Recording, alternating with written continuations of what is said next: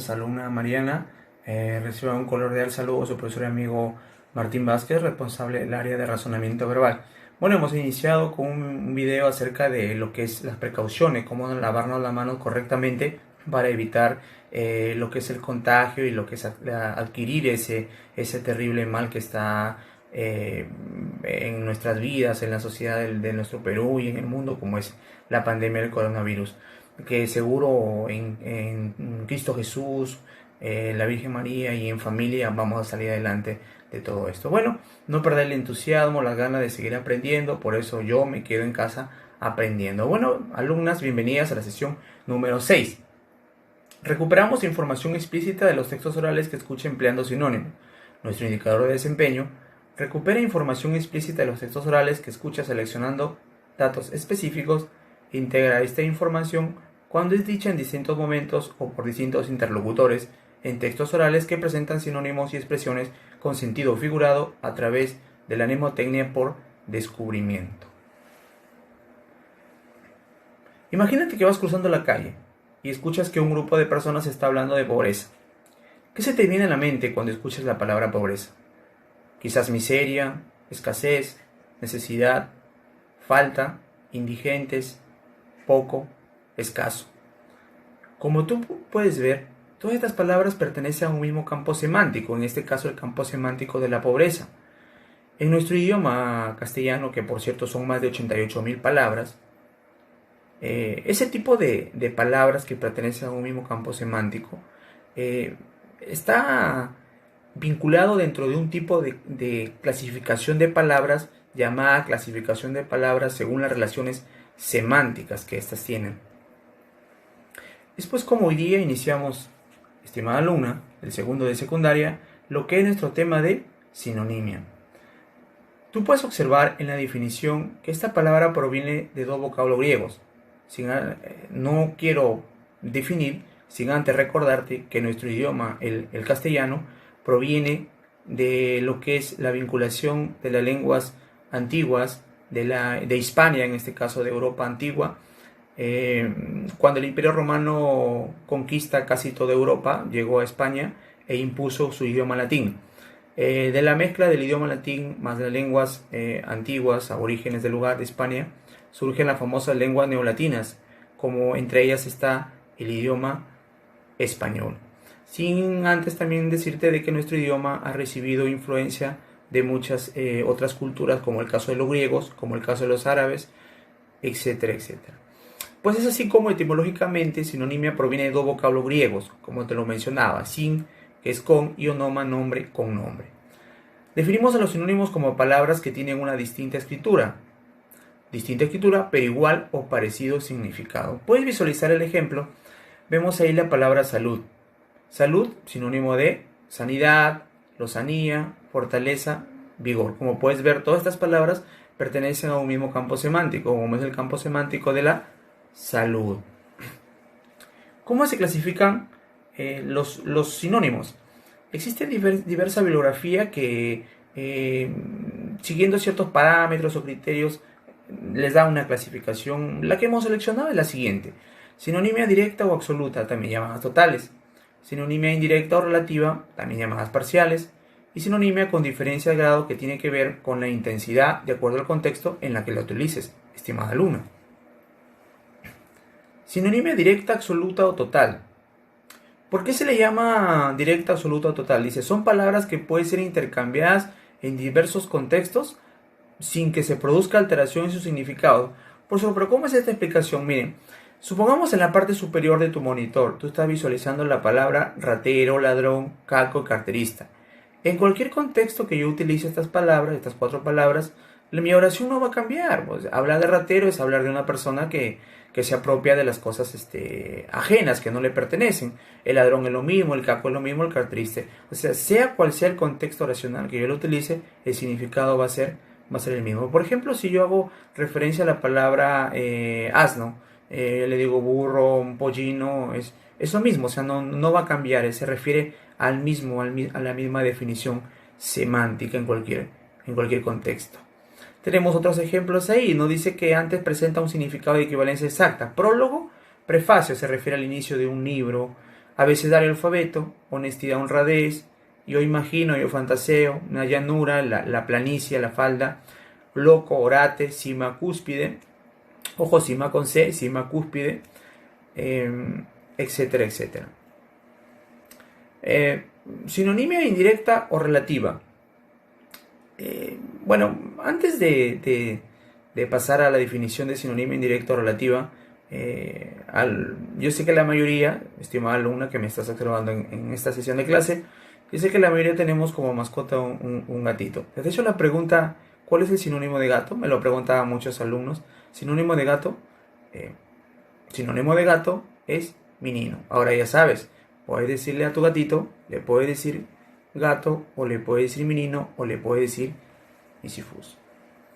Sinonimia indirecta o relativa.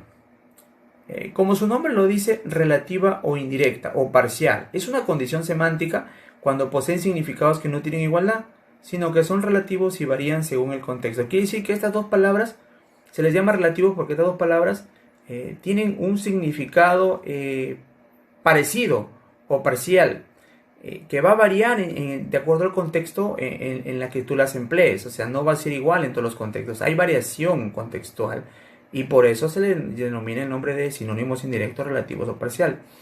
Por eso, pero demostremos esto. No vamos a demostrar en la parte inferior de tu monitor. Ve los ejemplos, abrir y partir. Supongamos yo tengo el contexto de la naranja. Yo una naranja la puedo partir. Pero profesor, ¿también la puedo partir? Claro, también la puedes partir. Muy bien, aparentemente en ese contexto son iguales. Entonces no debería variar en otro contexto. Pero observemos.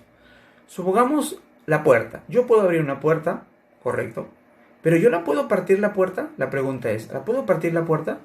Definitivamente no, profesor, que con una hacha la corto no serviría, no te serviría. Entonces indudablemente a la puerta no la puedes partir. ¿Qué pasó ahí? Abrir y partir solamente se puede utilizar en un contexto, pero no en todos los contextos porque hay variación. Profesor, pero no comprendí. Otro ejemplo, lo demostramos. Agotado y cansado. Por ejemplo, tú puedes decir que una persona está agotada, está extenuada, está cansada. Perfecto. Veamos otro contexto. Supongamos tú dices que el agua se puede agotar. Claro, el agua se agotó, ya no hay agua. Pero tú puedes decir que el agua se cansa. Puedes decir agüita cansada, no te canses. No, indudablemente que el agua no se cansa. Entonces, ¿cómo te puedes dar agotado y cansado? Varían en otro contexto relativo. El amor y el servicio igual. La materia y la asignatura. Por ejemplo, yo puedo decir, profesor, el curso de razonamiento verbal, profesor. Mi materia razonamiento verbal. Profesor, mi asignatura razonamiento verbal. Perfecto. Yo le puedo decir, por ejemplo, todo elemento que se encuentra en el espacio es materia, ¿verdad? Pero yo puedo decir que todo cuerpo que se encuentra en el espacio es asignatura. Falso. ¿Te das cuenta? Son sinónimos relativos. Profesor, muy bien, excelente. Embarazo, gestación, profesor, embarazo, gestación. Pues yo puedo decir, la persona está una señora está embarazada, una señora está en estado de gestación. Profesor, cometió un error, un embarazo, una falla, un embarazo. Yo no puedo decir que cometí una gestación. ¿Te das cuenta? Sinónimos relativos porque no se pueden utilizar por igual en diversos campos semánticos. Sinónimos con diferencia de grado son aquellas palabras cuyo significado, aunque semejantes, guardan una diferencia de intensidad entre sí. Dependen de la intensidad de la palabra. De acuerdo al contexto, diría yo. Por ejemplo, en un contexto, de repente en familia hay una broma y yo tengo una risa. De repente estoy entre amigos en otro contexto y esa broma me da carcajada, risa, carcajada. ¿Se dan cuenta? Hay una intensidad. Por ejemplo, yo tengo tristeza, más intenso que la tristeza, ya una aflicción, una pena, un pesar. Pereza, más intenso, una desgana. Un rencor, profesor. Tengo un rencor, pero más intenso es un resentimiento. Un tipo mezquino, más intenso, un tipo que practica la tacañería, el tacaño, el roñoso. Perfume, más intenso, aroma. Entonces los sinónimos con diferencia de grado son aquellos que se adecuan al contexto y de acuerdo a la intensidad en que la utilice el hablante y el oyente. Vamos a ver los tipos de ejercicios, pero antes de empezar los tipos de ejercicios que se desarrollan en los diversos exámenes de admisión, en los diversos concursos que tu alumna vas a participar durante el presente año y en los años venideros, Cuando vamos a enfrentar los ejercicios tradicionales o clásicos de lo que es la parte de sinonimia en el razonamiento verbal, es necesario que tengas en cuenta lo que es la regla gramatical. No olvidar.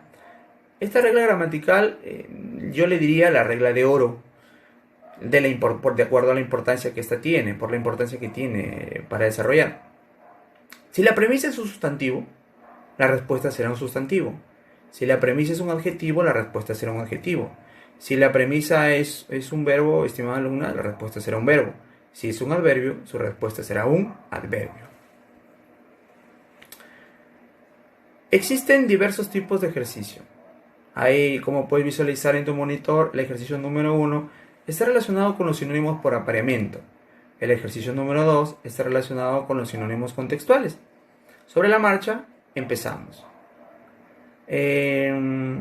Tú puedes ver en la parte derecha del ejercicio las palabras trivial, insignificante, nimio, fútil y vacuo. Y las que le siguen en la parte inferior. Y a la derecha ves lo que es las respuestas en alternativas desde la A hasta la B. Veamos la primera, trivial. Junto la vamos a encontrar. Trivial se le dice aquella cosa que tiene poco valor, que no tiene un significado muy preponderante sobre lo demás, ¿no? Algo superfluo, algo nimio, fútil. Es lo mismo que yo pueda decir baladí. Es una palabra clásica que siempre viene en los exámenes. Orador, garlo, facundo, lenguaraz. Se le dice a la persona que mucho habla, ¿no? Por ejemplo, dirán ustedes en este momento, el profesor es un garlo, un lenguaraz. Está hablando demasiado en la clase. Es sinónimo de locuaz. Por ejemplo, grandes oradores, el padre de la oratoria como es Demóstenes, no te olvides, Demóstenes, un hombre que apenas podía vocalizar, se encerró en sus catacumbas y aprendió en poco más de un año a articular bien las palabras y se convirtió en el padre de la oratoria. ¿Puedes creerlo? Un hombre que apenas podía vocalizar en un gran orador, un locuaz, Demóstenes. Limpio, tener las cosas limpias, profesor, en estos momentos, impoluto, cuidadoso, delicado, sinónimo de pulcro. Indecible, maravilloso, sublime, genial, algo que no se puede explicar con palabras, es un hecho inefable. Muy bien, ejercicio número 2, indica el sinónimo contextual que corresponde a la palabra propuesta. 1. Contuvo por un momento el hálito y luego se calmó. Profesor, ¿cómo yo resuelvo este tipo de ejercicios llamados sinónimo contextual? Como su nombre lo dice, en el contexto oracional, en el texto, en la parte contextual. Profesor, ¿siempre yo voy a utilizar el diccionario para encontrar el significado, en este caso, este tipo de sinónimos? No es necesario. Lo vamos a demostrar, vamos a inferir. En el caso de los sinónimos contextuales, el truco, la clave es hacer una buena inferencia. Y para hacer una buena inferencia tengo que leer el texto, la oración correctamente y valerme de todas las señales, indicios de los elementos que están alrededor de esa palabra, que voy a encontrar su significado y yo de esa manera voy a inferir cuál es el significado de la palabra. En este caso, contuvo por un momento el hálito y luego se calmó. O sea, se está refiriendo a luego se calmó. ¿Quién se calma? El animal, ¿no? La persona, ¿cierto? Entonces quiere decir, contuvo por un momento algo. O sea, cuando tú estás como se dice, puede estar molesta. ¿Qué pasa en ese momento para que te calme? Dice, contienes el hálito. ¿Qué contienes? El disgusto, el aire, la calma y el cuerpo. Estimada alumna, yo sé que la respuesta es el aire. Muy bien. 2. El roble es más macizo que el girasol. O sea, tú sabes, el roble es un árbol fuerte, ¿no? Grande, ¿no? Como tu papá dice, tiene que ser como un roble fuerte, ¿no? Macizo, más que el girasol. Entonces, si hablamos de fuerza, quiere decir, en el caso del árbol, el árbol es débil, definitivamente no, cumplido, manejable. Yo sé que, estimada alumna Mariana, la respuesta es consistente. Él se encuentra apto para las elecciones. Está hablando de una persona, ¿no? Que las personas, lo correcto es que las personas sean las más aptas, ¿no? Para poder ingresar a dirigir un país o un cargo, ¿no? Un cargo político, el más apto. O sea, la respuesta es idóneo. Todo el camino se la pasó dando elogios. O sea, hiciste algo bueno, todo el camino, tu amigo hizo algo bueno, todo el camino tú decías, hablabas bien de tu amigo. O sea, elogios, o sea, sinónimo de lisonjas. Sin misericordia el hombre estará deshumanizado. O sea, la misericordia, la piedad, ¿no? Sin piedad el hombre estará deshumanizado. Compró todo y gastó de su fondo. O sea, quiere decir, ha comprado todo y no le queda nada. O sea, gastó de su fondo. Esta palabra te sugiero que trates de guardarla ahí en tu memoria siempre, ¿no? Siempre que escuches la palabra peculio se refiere al dinero, o sea, se refiere a ese fondo que tú tienes. Bien, este tipo de ejercicio, los número 3, se le conoce como los llamados ejercicios de sinónimos léxicos. Son los ejercicios tradicionales, en donde aquí tienes que tener en cuenta lo que hicimos hace un momento, la categoría gramatical. Por ejemplo, yo quiero que tú observes lo que es la primera, estoico, ¿no? Si tú te das cuenta, estoico, el niño estoico. Toda palabra que aparece al lado de un sustantivo, en este caso un niño, como te estoy haciéndole, en este caso el ejemplo oral, el niño estoico está diciendo algo del niño que es estoico. Entonces estoico viene a ser un adjetivo, acuérdate. Si la premisa es un adjetivo, en ese caso estoico, su respuesta tiene que ser un adjetivo. Entonces vemos ahí cuáles se van inmediatamente, profesor. Silenciar y adormitar, porque si tú te das cuenta son verboides. Y eso definitivamente no es, porque la premisa ya hemos dicho que es un adjetivo. Profesor, cuando hablamos de estoico, ¿hablamos de qué, profesor? Hablamos de una persona ante un sismo, ese niño estuvo estoico, o sea, estuvo tranquilo, impasible, ¿no? Listo, la respuesta sería impasible. Evasiva, es cuando tú, por ejemplo, cometiste un error, por ejemplo, no estudiaste para el examen, estimado alumno. Bueno, yo sé que ustedes sí estudian, ¿no? Son excelentes alumnas, pero supongamos no estudiaste para el examen, sacaste nota desaprobatoria, y siempre tus padres te están pidiendo los exámenes y tú siempre estás poniendo una serie de evasivas para poderles entregar el examen, ¿no? Siempre te llaman para que les entreguen el examen y tú escapas, tú huyes. La respuesta es huida. Sapiencia, bien. El rey Salomón era un tipo que tenía mucha sapiencia, o sea, el rey Salomón que era un tipo erudito, profesor, pero ducho también se refiere a un tipo inteligente, docto también se refiere a un tipo inteligente, profesor, pero sapiencia, ¿por qué yo no me habría ante respuesta? Dirías tú, no, ducho, docto y erudición. Pero lo correcto es de que sapiencia, acuérdate, estimada alumna, en la categoría gramatical, la sapiencia. Si tú te das cuenta, tú no dices la niña sapiencia, ¿no? La niña sabia o el niño sabio. Entonces, la sapiencia, toda palabra que está al lado de un artículo, acuérdate el artículo la sapiencia, no dice la niña sapiencia, sino la sapiencia es un sustantivo al lado de un artículo sustantiviza a la palabra, en este caso sapiencia, sustantivo, y ducho y docto, como puedes observar, son adjetivos, ¿no? La respuesta correcta ahí es erudición. Calcado, profesor, calcado es fotocopiado, fotográfico. Amonestación, profesor, amonestación. No hiciste la tarea, ¿qué va a pasar? Va a haber un reproche por parte de tu papá, ¿verdad? Por parte de tu familia. Modesto, ¿quién es el modesto? Dice, era una familia muy modesta, de escasos recursos económicos. Yo sé que te imaginas que la respuesta es pobre, muy bien. Inopía, hablamos de inopía. El presidente Vizcarra ordenó 380 soles dar un subsidio para aquellas personas que tenían mucha inopía, o sea, pobreza. Vituperar, las personas siempre, sin investigar, siempre vituperan, o sea, siempre están criticando. Heraldo, los heraldos negros de César Vallejo, cuando tengas la oportunidad de leerlo, vas a encontrar ahí. Serán tal vez los heraldos negros que nos envía la muerte, ¿Quién envía la muerte? Según Vallejo, al heraldo. ¿Quién es el heraldo? El mensajero. Lacónico, lo opuesto al locuaz, al orador, al parlanchín, al hablador, él es el lacónico. El lacónico es el que habla poco o casi no habla. Este es el lacónico, el escueto, el preciso, ¿no? El breve. Prevenir. La respuesta aquí es de prevenir es prever. Pero es la correcta escritura, pero muchos nos equivocamos y colocamos como prever. Escribimos, vamos a prever contra el coronavirus, vamos a prever contra las lluvias. Siempre tienes que ser precavido, dice hay que prever, ¿no? Siempre pronunciamos así.